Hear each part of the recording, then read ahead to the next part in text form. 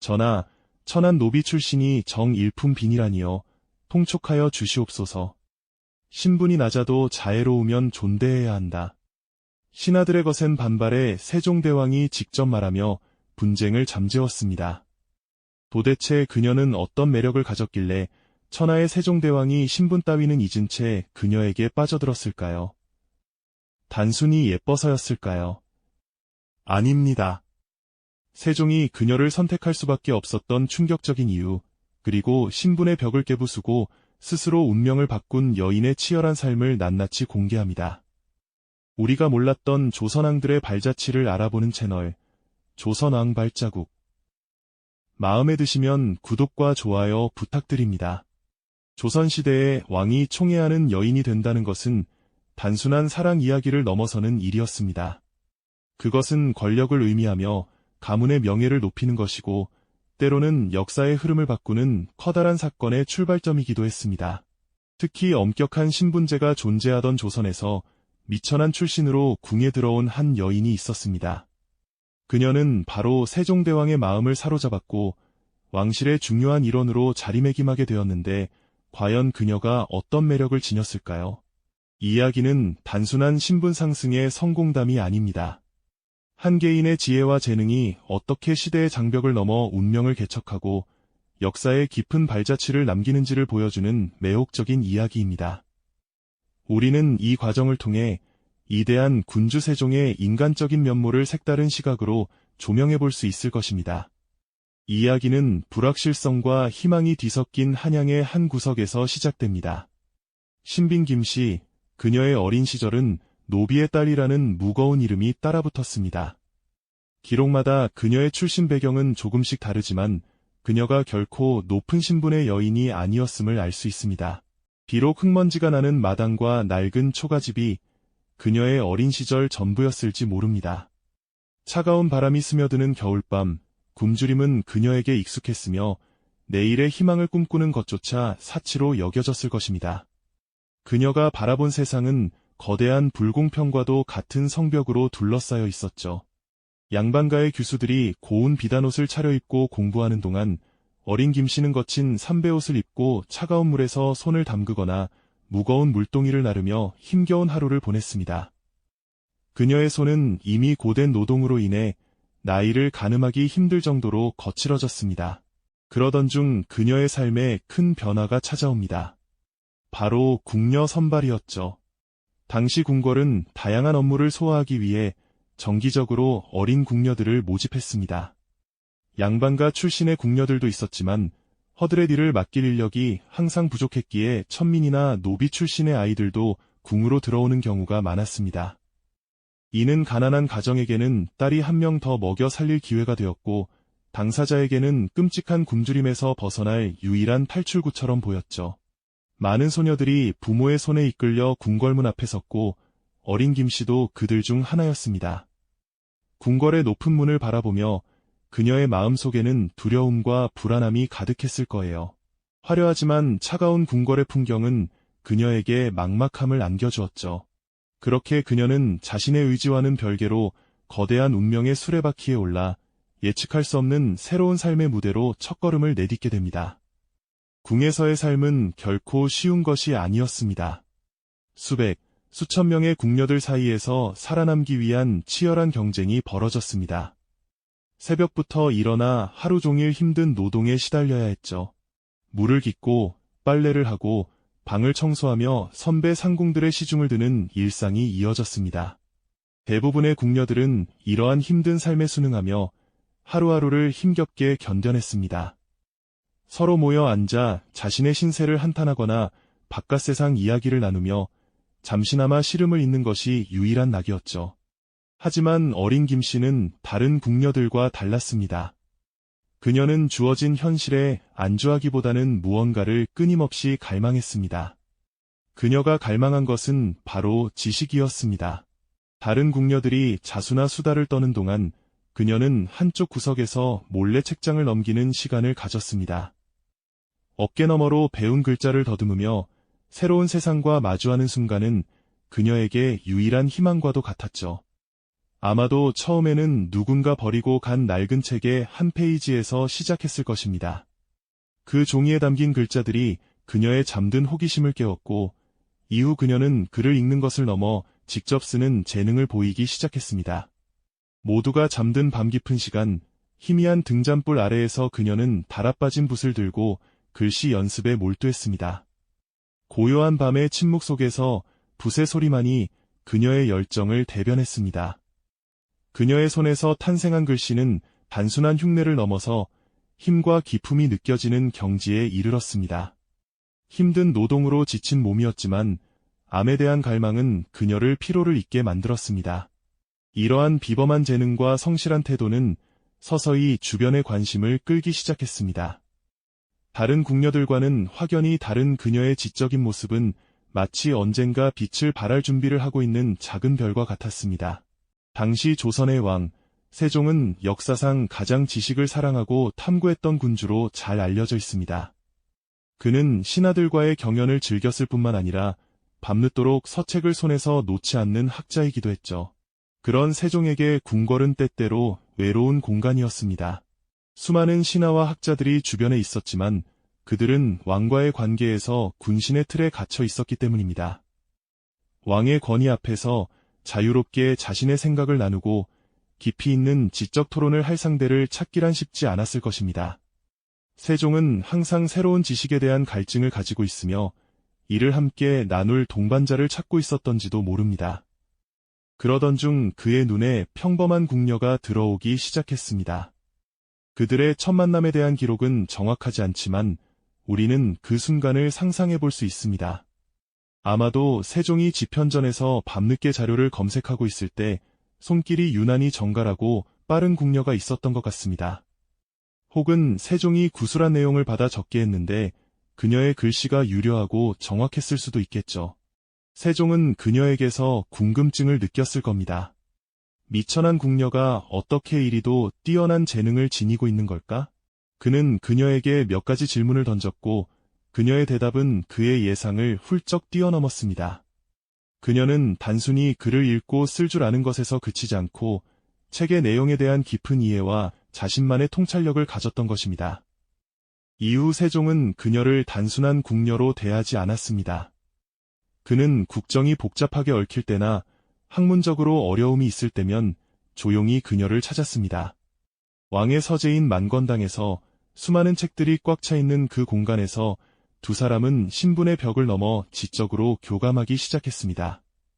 세종이 어려운 경서의 구절에 대해 질문하면 김씨는 차분하지만 확실한 목소리로 자신의 견해를 이야기했습니다. 그녀의 대답은 막혔던 생각의 물꼬를 열어주는 열쇠가 되기도 했고 새로운 영감을 주기도 했습니다. 세종은 그녀의 총명함에 감탄하며 더욱 깊은 신뢰를 쌓아갔습니다. 그녀는 더 이상 단순히 왕의 시중을 드는 궁녀가 아니었습니다. 당대의 최고의 지성인 세종대왕이 인정한 유일한 지적 대화 상대가 되고 마음을 터놓고 이야기할 수 있는 동반자가 되어갔던 것이죠. 세종과 김씨의 관계는 단순한 학문적 대화를 넘어서기 시작합니다. 세종은 점차 국가의 주요 현안에 대해서도 그녀에게 의견을 구하기 시작했죠. 물론 그녀가 정책 결정에 직접적으로 참여한 것은 아니었지만 세종은 자신의 구상한 정책이나 제도에 대해 그녀에게 설명하고 백성들이 어떻게 받아들일지 혹시 놓치는 부분은 없는지 물었습니다. 예를 들어 가뭄으로 고통받는 백성을 위해 구휼 정책을 고민할 때 세종은 그녀에게 내가 만약 굶주리는 백성이라면 나라가 무엇을 해주길 바라겠는가? 라는 질문을 던졌을 것입니다. 그녀는 자신의 힘들었던 어린 시절을 떠올리며 실제 백성들의 고통에 기반한 현실적인 조언을 건넸을 겁니다. 이런 대화는 세종이 민본주의 사상을 실현하는데 중요한 자양분이 되었을 것입니다. 특히 주목할 부분은 한글 창제 과정입니다. 훈민정음 창제는 세종의 가장 위대한 업적이자 기득권층인 사대부들의 극심한 반대에 직면한 외로운 프로젝트였습니다. 세종은 위대한 사업을 진행하면서 많은 고뇌와 번민을 겪었죠. 공식적인 기록에는 없지만 그녀는 아마도 세종의 곁에서 큰 정신적 위로와 지지를 주었을 것이라는 추측이 많습니다. 밤늦도록 새로운 글자를 다듬는 세종 옆에서 조용히 그를 도와주고 지친 어깨를 다독여주는 존재였던 것입니다. 때로는 그녀가 이 글자는 배우기 쉬워 보이는가? 여인들이나 아이들도 쉽게 따라 할 수 있겠는가? 라고 물었을 때 그녀는 글자를 모르는 사람의 입장에서 솔직하고 정확한 피드백을 주었을 겁니다. 그녀는 단순한 후궁이 아니라 세종의 위대한 프로젝트를 함께한 숨은 조력자이자 동지가 되었던 것입니다. 세종의 신뢰는 결국 그녀의 신분에 공식적인 변화를 가져왔습니다. 그녀는 종일품 귀인의 첩지를 받고 나아가 정일품 신빈으로 책봉되며 왕실의 일원으로 당당히 인정받게 되었습니다. 그녀가 후궁으로 정식으로 책봉되던 날 궁궐 안의 많은 사람들은 경탄을 금치 못했을 겁니다. 미천한 신분의 궁녀가 왕의 특별한 총애를 넘어 왕실의 어엿한 일원이 되는 순간이었으니까요. 신빈 김씨는 단순히 왕의 사랑을 받는 후궁의 자리에만 머물지 않았습니다.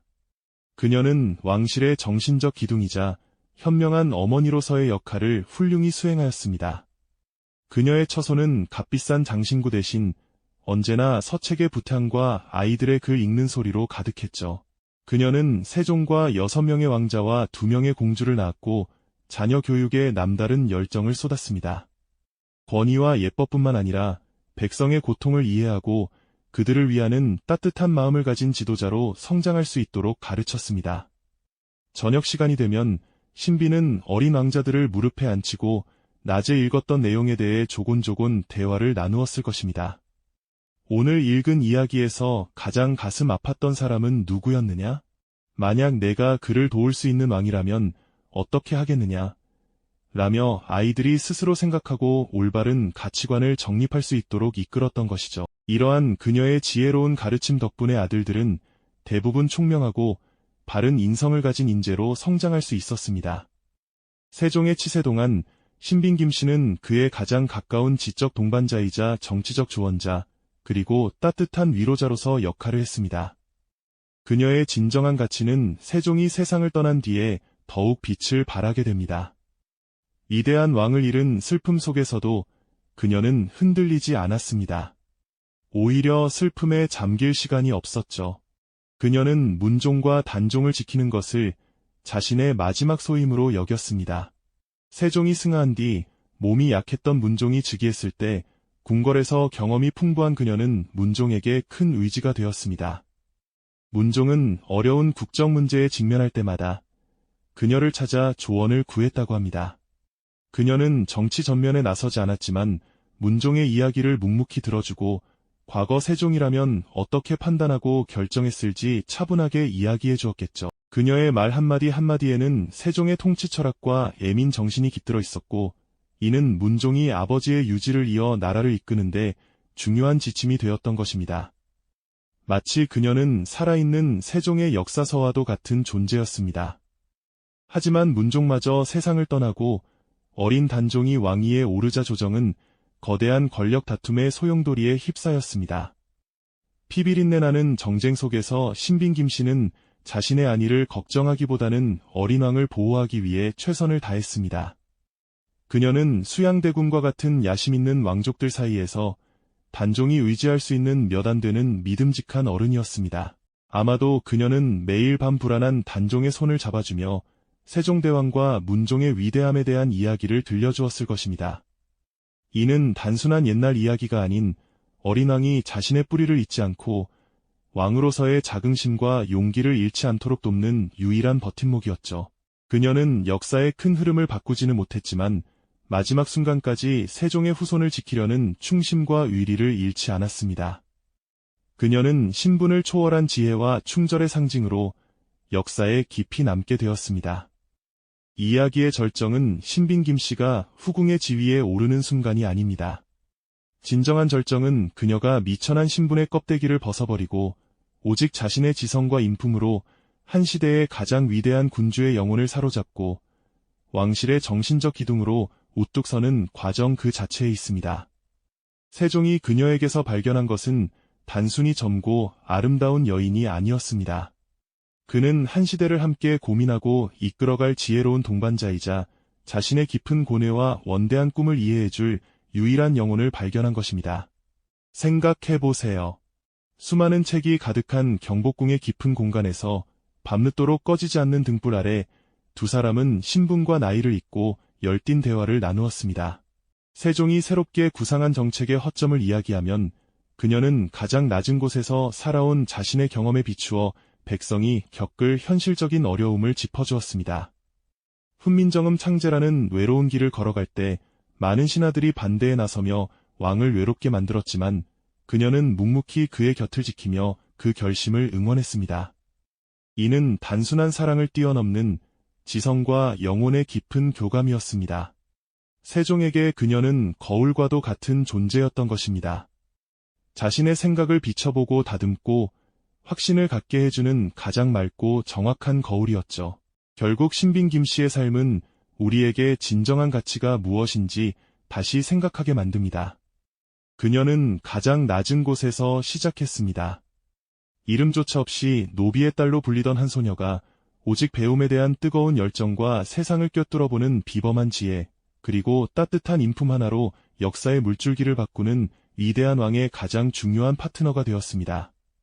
이는 신분 제도의 높은 장벽도 세상의 차가운 편견도 한 인간의 내면의 빛을 가릴 수 없다는 것을 보여주는 가장 극적인 증거입니다.